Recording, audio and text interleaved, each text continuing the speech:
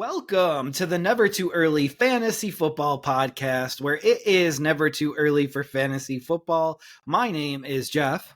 And I'm Alex. Alex, it is a great day to continue our fantasy football discussion on the 2023 season. And as always, thank you to the audience for downloading, listening, liking, and commenting on our podcast videos. Please subscribe to us on the socials. We are on Spotify, YouTube, Facebook, Instagram, TikTok, X, and Threads with the handle at N2EFantasy. Alex, what is our topic on the fantasy season today? All right. So last week we did our sleepers. So this week we are going to do our potential bust candidates. So we're each going to do our top 7 bust candidates. We haven't really discussed our bust with each other, so we really don't know. There may be overlap, there may not. I'll start with my number 7, and then Jeff will move on to his. We'll discuss and go through the 7 guys. So, all right, Jeffrey, are you ready for mine? I am. I think I'm going to fall out of my seat with a couple of these, so I'm just going to hang on. It's very likely at some point. All right. So with my number 7 bust, I have Deebo Samuel, wide receiver out of San Francisco. He is someone that a lot of people think that he's going to rebound from last season's disappointment. I don't see it. I think that full season Christian McCaffrey, I think with a healthy George Kittle, with an ascending Brandon Ayuk, I don't see Deebo getting the full usage that he did 2 years ago. I don't think that he gets the rushing stats, and I think his passing stats will be down. He's currently going about the 40 spot overall, and I have him at 55, and I continue to sink lower on him as we get closer to the season. Jeff, how do you feel about Deebo Samuel as a potential bust, and who do you have at your 7th spot? Do you believe he's going 40th overall wide receiver in the teens? So he's taking up a pretty high pick here in the late third, early fourth round. And I completely agree with you because I do also have Deebo as my number 7 bust on the year. People are drafting him at the level and production of the 2021 season when he was running back / wide receiver. Now they actually have a running back, they actually have a quarterback to throw the ball. And it does seem like the connection with Ayuk is a little bit better than with previous quarterbacks. And also the connection with Kittle is a little bit better than previous quarterbacks. And he's competing for this target pie where completions are going to go from Brock Purdy, and assuming that he's the starting quarterback. So I really don't like him this year. I will end up with very few of him on my team. It's just, it's how I feel with Deebo this year. So Deebo is currently the wide receiver 16th, according to ADP. That is crazy to me. I think he's more of a wide receiver 3, maybe a flex play. He is going ahead of Calvin Ridley, Amari Cooper, and Keenan Allen. That just blows my mind because those other guys are borderline wide receiver 1s and should not be drafted below Deebo Samuel. So I think it's got bust potential written all over it. I don't understand what fans out there are thinking with Deebo Samuel. Yeah, I just don't see where the level of production comes from to make him a borderline wide receiver 1, high-end wide receiver 2. Well, that was quick and easy. First overlap in a while, so that's nice that we agree on something. Okay, so my number 6 is DeAndre Swift, the running back with Philadelphia. I think that people were initially too excited when they traded for him, but let's not forget that they also had signed Rashad Penny. They have Kenneth Gainwell. For some reason, they still love Boston Scott quite a lot. And you also have a rushing quarterback in Jalen Hurts, who has been getting a lot of the goal line work because they have that special push play that they use. So DeAndre Swift is someone that he's still relatively reasonably priced according to what the expectations were when he was traded, which is about the 64 spot. However, since then, the market hasn't really corrected. I think he's more about the 80th player, maybe lower, because I have no idea who's actually going to get the touches now, because it seems like they may only use him in certain situations. So I'm much colder on him now. Jeff, he's someone that you have liked with the Lions. I think you were pretty excited when they first traded for him as well. Now, after the first week of preseason, it's not as clear cut that he's going to be the guy. How do you feel about him as a potential bust? And who do you have? So I think he's going to enter the season as Philadelphia's number one running back, but I do think this is a timeshare running back by committee with Swift, Penny, Gainwell, Scott, Sermon, the list. And also we have to factor in Hurts' rushing ability as well. So do I think that if there was an injury to a few people that this would be a bad selection? I do, but with the crowded backfield right now and really no order that I feel confident in, I do think that he's going a little bit too high. All right, so who do you have? So at number 6, I have a tight end, and we're going to go with Pat Fryermuth. And the reason why I think that he is going to be a bust this year, and don't get me wrong, I do think that he is a really good NFL player. I just don't think he's going to be a good fantasy player this year. So they did draft a tight end in Washington, and they also have Kelvin Austin coming back. They brought over Allen Robinson. They're going to be feeding Najee. They're going to be feeding Deontay and Pickett. Always so close, and I have to always think about what I'm saying there. But George Pickens, they're going to feed all of those targets, and I just wonder how much is going to be left over for Fryermuth and how much that he is going to be contributing in the passing game this year. Yeah, I have a lot of the same concerns. He's a good NFL tight end, fantasy-wise, like you said. There's all those guys. There's Deontay Johnson. There's Pickens. There's Allen Robinson, who may rehab his career, may not. There's Calvin Austin. Darnell Washington brought in as another good tight end. So I don't know how much passing the offense is going to do. It seems like they're going to try to go run heavy and then do quick passes or spread the ball out a little bit to offset. I don't think it's going to be a high octane passing offense, so it's really hard for me to think that Fryermuth is going to get the stats we're accustomed to, which is unfortunate because I like him as a player.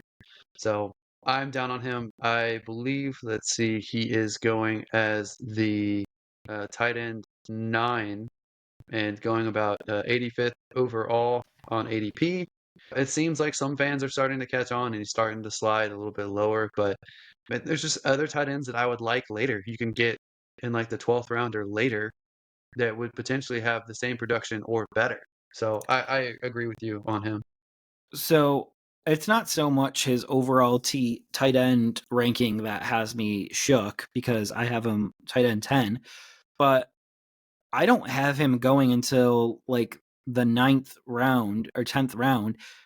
And he's going 2 to 3 rounds ahead of that. And it's just the opportunity cost of what you could be getting in that round and not picking Pat Fryermuth. So it'll be really interesting to see if he can carve out a role because I could easily be wrong on this, but I also don't see him making me pay for this. Yeah, and there's receiving options that are really good that are going after him, like Jahan Dotson in Washington is a player that you've really keyed on as well, and Khalil Herbert as a running back with Chicago is going after this. Brandon Cooks, the new number 2 wide receiver with Dallas. Those are all guys I would much rather fight on than Fryermuth, you know? So I get it. I get that. So we can move on now to my number 5, and this may shock some fantasy fans out there, but I have Chris Olave, wide receiver What? from New Orleans, as a potential bust. He is going as the wide receiver 13, ADP 29 overall in drafts, and I don't know if I can count on him despite having a good rookie season. I'll give you that. I think that I can't trust him as a borderline wide receiver 1.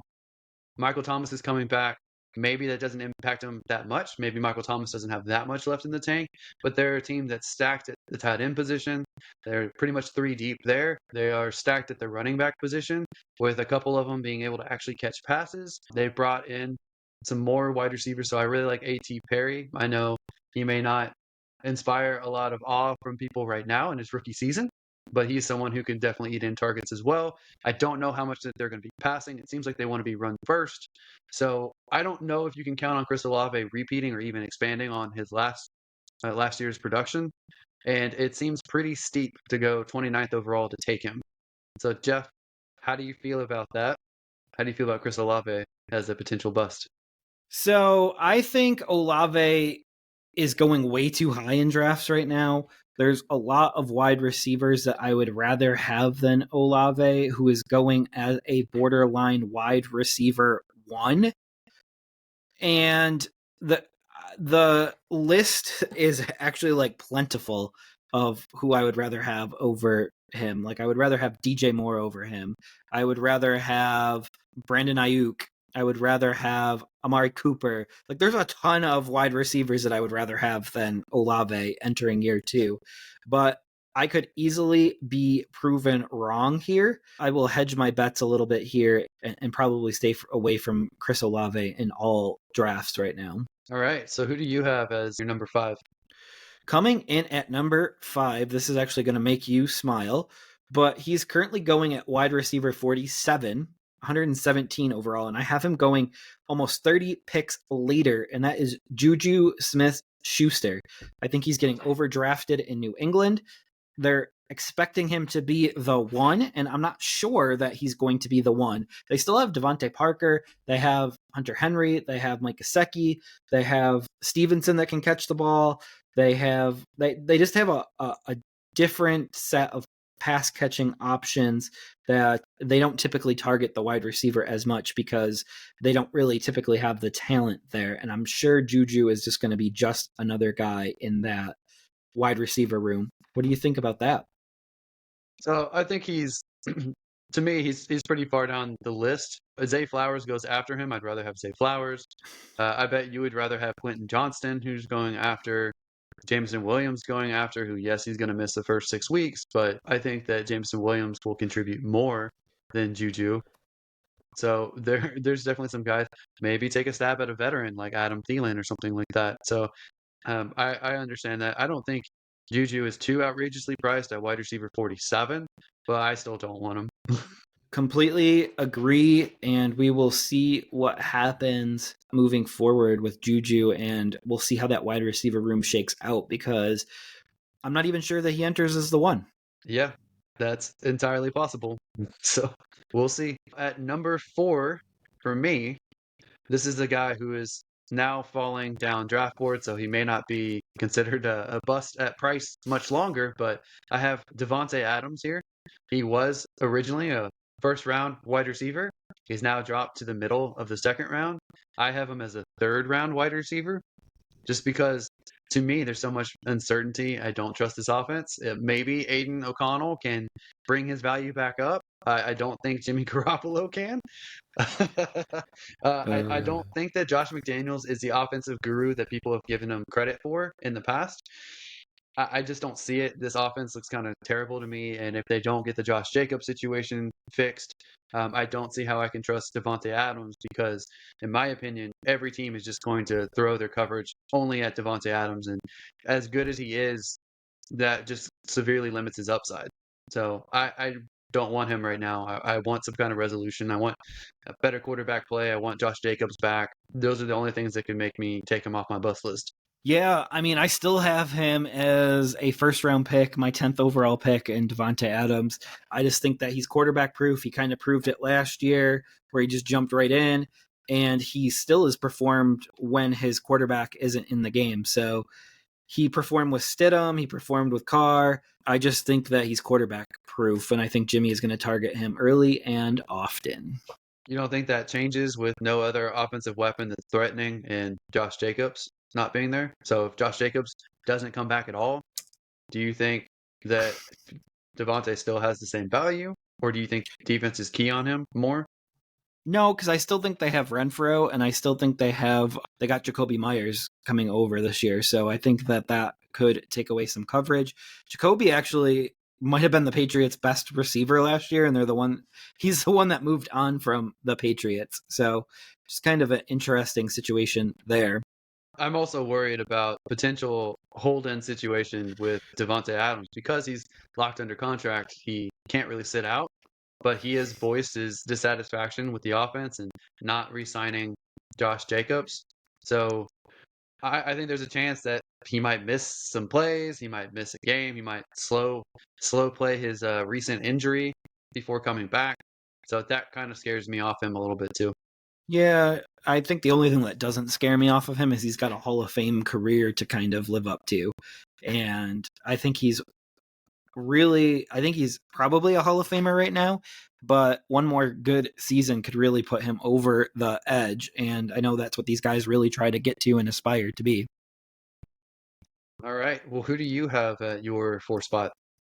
At number 4, I have Rashad Bateman. He is going way too high in fantasy drafts. They're drafting him like a starter. He probably won't be a starter for too long because OBJ and Flowers will be ahead of him. We'll see if he can maintain the 3 spot, but So, that's after Andrews. so I have Rashad Bateman actually looks like he's wide receiver 53. So Mm-hmm. that's to me, that's a bench spot for a lot of teams. But I agree. I don't want any part of him. It looks to me like fantasy owners are cooling on him because prior to OBJ, prior to Zay Flowers lighting it up in preseason, I think people were still in on Bateman. I know there are fantasy supposed gurus that are still on Bateman, but I I haven't seen it from him. He hasn't stayed healthy. He hasn't been consistent. Granted, it was a Greg Roman offense for a while, and maybe with Monken, maybe he can be better. I just wouldn't count on it. He's not someone I even want to fill a roster spot on my team right now. So I get that. Yeah, if you want to fall out of your seat, I have him currently wide receiver 80 behind Josh Reynolds.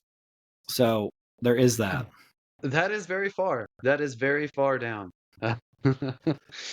Basically saying he's not worth a roster spot. I think someone's going to think so, but I'm not biting.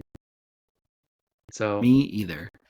all right. Well, we're getting down to the final 3 each here. So my third bust potential guy is someone I've talked about before, and that is Breece Hall, the running back with the New York Jets. Breece Hall is someone who, if he was fully healthy, I think most people would be comfortable with him being a first round selection, being a top RB1 kind of caliber. I don't think he's fully healthy. I think I've talked about before that now with the signing of Dalvin Cook, I think they're going to slow play. Breece Hall is coming back from 2 knee injuries, which is meniscus tear as well as ACL tear. I think that slows down the recovery time period, so they're going to slow play him, ease him back into work, and I don't think that he's going to contribute as an RB1 this season. He's currently going at the end of the third round, or middle of the third round. I think now I have him farther than that. I have him about pick 50. So I'm not going to have any shares at all on him this year. For you brave souls out there that buy on the upside, I hope it works out for you. But I won't be biting on him. I would much rather take a stab, as you pointed out, at Dalvin Cook, who has a much better value as far as where he is going. And that looks like Dalvin Cook is going at 71 overall, so running back 27 as we are filming. I'd rather take a stab at him later, or David Montgomery, who's going as the 30th back, James Cook, who's going as the 31st. I like those guys way better. They're much safer, lower investment in them. So, Jeff, how do you feel about Breece Hall being one of my bust guys? And I'm sure you're not surprised. So it does not surprise me, but yeah, it still knocks me over. I still have Breece Hall as my 13th running back after this move, and I have Delvin Cook at about RB 30 after this move. So I do believe that Cook was brought in to be the backup and take away the lion's share of the backup carries, where he'll get like roughly 40% of the work, which is still a good amount of work, but it's just not that RB1 work where Hall will be getting like 60%. But I also believe youth on Hall's side will help him come back from this ACL tear a lot quicker and a lot easier. All right. Who do you have as your third bust candidate? At 3, I have one of your favorites. He is going far too high for me, and he's a quarterback. And going way too high is Geno Smith. He's being drafted at his ceiling, which was last year. And we do have a entire body of work of what Geno Smith actually is. And his body of work isn't what he was just last year. So I do think he comes back down to earth a little bit, and I do think it's kind of a wasted later round pick. What are your thoughts on that? Well, for most redrafts that have a single quarterback starting, I don't think that Geno Smith is a bad pick because it's a 110th ADP spot. It's going as a QB 16. I think that's more than reasonable. I'm higher on him than the QB 16, so I don't see it as a bust. I see you're drafting him basically, in my opinion, at his floor, and it's a late pick. You might even be able to get another quarterback. If you're in a two quarterback system or super flex, maybe it's a little bit more risky. I think the Geno Smith that we saw last year is the Geno Smith of now. I think that they've brought in weapons that address his weaker points. I think that they've improved the offensive line a bit. They've definitely improved the defense. So I think that Geno is safer than you give him credit for. But that's just our difference of opinions. So I'm still biting at Geno Smith where he's going, and I think he's a much safer pick than Anthony Richardson, who's going above him. But that's just my thoughts there. Yeah, absolutely. I have him pick 157, so he's going to go several rounds later than what he's coming at right now. Give me another running back or wide receiver in that area. I will say that one of my sleepers, Elijah Moore, is going the pick after in ADP wise. Cortland Sutton is going a couple picks below him. Devon Achane and Elijah Mitchell are going below him. Are those guys that you'd rather pick up? Yeah, absolutely. Some food for thought, guys. We'll see how you guys feel about our picks, and we'll move on here to our second bust candidates. So my number 2 bust candidate is Travis Etienne. He is someone that I am much lower on than a lot of people out there, and that's fine. Oh man. I don't think that I want him where he's going. He is going the 30th overall spot, and it looks like he is going as the RB12. I don't know if he puts in an RB1 season this year. So I think Tank Bigsby is a threat for the stretch of the season. I think that they're a more passing offense. I don't think that ETN is a goal line back. I don't think they're going to utilize him in that spot. They may use him in some passing situations. I don't think that he will be the primary passing back. I don't think he's going to be an all-around three-down back. I'm lower on him than ADP, but I don't have him that far down. I have him down to the 42nd spot. So that's like a full round below where he's going. I'm not totally off him, but I probably won't get him because he's going much higher than that.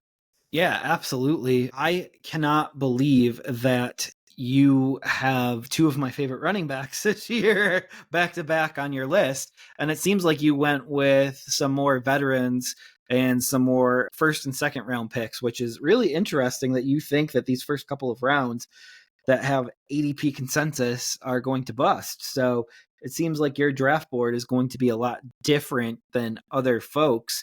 And that could be a good thing, and it could be a bad thing depending on how everything shakes out.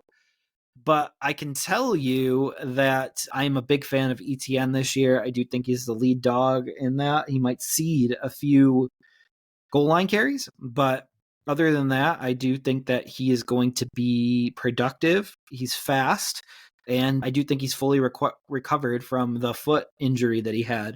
I do believe last week I called that an ACL injury, and I do want to correct myself and say that it was a foot injury that he recovered from. I just want to say that I feel that ETN and Bigsby are in a very similar situation as Seattle's running backs with Kenneth Walker and Charbonnet. So I feel like ETN and Kenneth Walker are very similar. ETN can catch a little bit better than Kenneth Walker. I think that Kenneth Walker has a little bit more home run speed than ETN, although ETN does have it too. But I think Bigsby and Charbonnet are somewhat similar, and I think both of their situations are similar. So that's why I'm a little bit lower on ETN, and I think from that comparison you can understand my viewpoint there. Absolutely. I'm not going to be staying away from him, but you are, which means that if I'm in a league with you, that I'm going to be able to get him a little bit later. Coming in at number 2, I have Kadarius Toney, who is going far too high in the wide receiver area, and he's injured for the Chiefs. I finally came around to it. I finally lowered him, and he is still going 2 rounds before I'm even comfortable drafting him. So the market is starting to trend the correct way, but it hasn't moved fast enough to match it. And maybe some of this ADP data hasn't really caught up yet. Well, you finally joined the club. I have been out on Kadarius Toney since he was drafted. I never thought he was a good wide receiver. I like the Giants bailed on him very fast. He maybe had a little bit of a spark when he first came over to Kansas City, but I just think that the other wide receivers are better at actually being wide receivers than he is. I think he's a gadget guy. I don't see that much upside. Maybe if he falls to like a very, very last round pick, maybe it's worth taking a stab at that point. But you already know Sky Moore is on my sleeper list. I think the rookie Rashee Rice has more upside. I just don't see Kadarius Toney being that relevant. And maybe we're wrong here, but I agree that he's got bust potential written all over him. Yeah, and I think that I'm not at the point yet where I'm ready to say that his whole career is over with yet, but I think the season is not going to work out well for him. Yeah. I think he's got some maturity stuff to work through as well. And we all do it with age, so hopefully he gets to that point as well. All right, Jeff.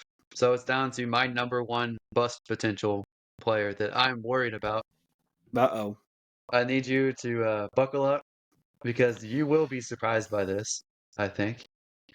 And it is a quarterback. It is a quarterback I'm very fond of, and that is Mr. Joe Burrow in Cincinnati. I think that he is still being drafted as the QB5, and I'm still worried about the calf injury. I'm still worried about the offensive line. I'm worried about a tough division. I'm worried about a tough AFC with good defenses. And I don't think that I think he might miss time. And if he misses time, he's not the quarterback 5. So he shouldn't be drafted that high. I have him much lower on the list. I'm not a fan of in single quarterback leagues drafting quarterbacks high on a general basis, especially ones that don't provide any rushing stats. So I can't justify Joe Burrow being this high. I would rather take a guy if I'm going to choose a quarterback. I would rather take Jalen Hurts. I'd rather take Lamar Jackson. I would rather take Justin Fields or maybe even Herbert as well, your guy. So I am not excited about Joe Burrow this season during the regular season. So Oh boy, I didn't see that coming a mile. I didn't see that coming at all because you are he's one of your players that you love, and he's going to be a quarterback that you follow his entire career. I feel like you've already planted your flag that he is your quarterback of now and of the future, kind of like I did with Justin Herbert. He's just a really fun quarterback to watch. I'm not that worried about the calf injury. Either way, there's always better options to get than QB5. Like you get like Fields is going after him for me. Lamar, even Kyler, like we got to see what's going on with Kyler. Kyler is crazy low right now in ADP. He might be a bench stash at the end for me in all leagues. But Watson's looked decent in the preseason. Aaron Rodgers has looked good in some of the joint practices and in Hard Knocks. So yeah, we will see what happens with Burrow, but I don't think that there's a big drop off between the 4th quarterback and maybe the 10th or 11th quarterback. yeah, and I would just feel a little bit safer with just waiting on a quarterback if I was going to get a pocket one until, you know, the Geno Smith, Jared Goff range, Kirk Cousins, those guys could all provide basically the same stats that Joe Burrow might, even if Joe Burrow is fully healthy. So those are a lot safer. You spend less capital on them. You can draft a premium position instead of quarterback there. So that's just how I rationalize it, I guess. So yeah, who is your number one? My number one is a running back who actually got negative reviews week 1 in the preseason, and that's Rashad Penny. And I don't even believe Penny. There's a chance, there's a world where Penny doesn't make the roster. And there's also a world where he's not the number 2 back and Gainwell is the number 2 back. And then he will have Scott and Sermon nipping at his heels. And he's going far too high in drafts right now. He's still being drafted as a flex play running back, 92 overall. So he's going as an 8th rounder. And he's someone that I probably would completely stay away from at this point, but I wouldn't look for him before the 12th round. So that is a huge gap. And it's because I just think he has so much risk to bust this year and not provide any value. Yeah, so we're both basically out on Eagles running backs here. So I have DeAndre Swift, you have Rashad Penny. And like you said, Rashad Penny is going as like the running back 34. That is definitely a flex spot or RB3, depending on your roster settings. I would much rather have Jamal Williams, Khalil Herbert, who are going after him. Herbert has much higher upside. I think he's going to rise pretty soon. And Jamal Williams is just safer. He's going to be on the roster. He's going to be involved. Maybe not the same upside that he had when he got a bunch of touchdowns with Detroit last year, but I trust him to stay on the roster more so than Rashad Penny. So I 100% get what you're putting down there. So I don't fault you at all. And even a guy that you like a lot more than me, Damian Harris is going after that as well. So, and Zach Charbonnet. So there are guys to like that go after him, and it's just going to be very murky and uncertain with some of these running back groups going forward. Yeah, absolutely. I just hate that backfield altogether. You and me both. I need less bodies. I hate it for fantasy purposes. It's probably really good for NFL purposes. So good for you, Howie. Putting that team together. It sucks for all of us though to figure it out. It does. It really does. All right. Well, that does it for another episode of the Never Too Early Fantasy Football Podcast. Thank you all for downloading or listening to this episode. And please, please don't forget to like and subscribe. Please leave us a comment and share the show. Every little bit helps. As always, you can find us with our handle at N2EFantasy on Spotify, YouTube, TikTok, Facebook, Instagram, X, and Threads. Please give us a follow. Until next time, take care of yourselves, and remember, it's truly never too early for fantasy football. Thank you again. Bye, everybody.